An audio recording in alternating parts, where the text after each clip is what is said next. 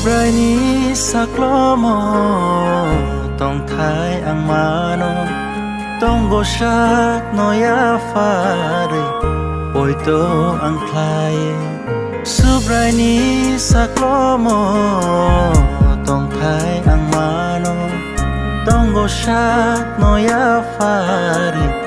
poito ang klai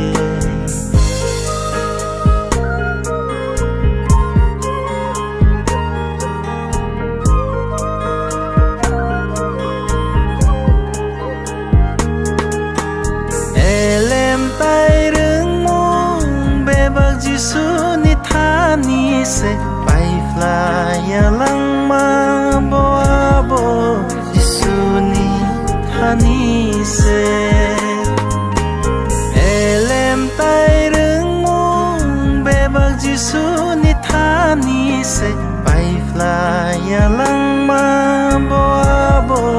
Gisu ni thani se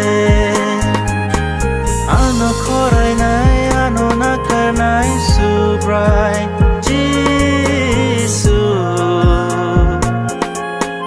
Nini hamari mane ham sanayani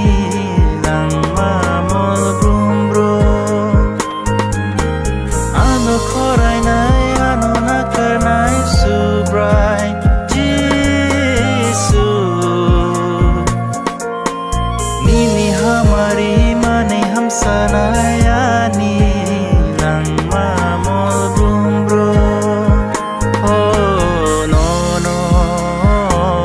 ang lop nai oh no no ang suri nai no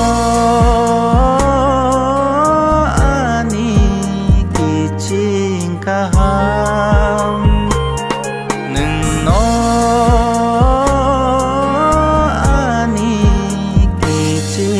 kaham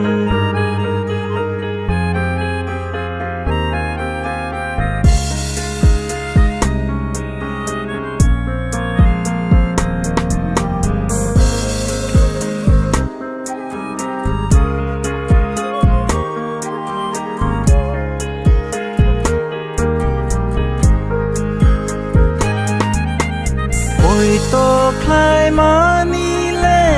Boshimung niya phang se hap tung manile abo man sukhan ma se oi to klai manile boshimung niya phang se hap tung manile abo man sukhan ma se ano khorai nai ano nakarnai subrai Jisu Nini hamari mane ham sanayani lang mamol brum brum ano khorai nai ano nakarnai subrai Jisu Nini hamari mane ham sanayani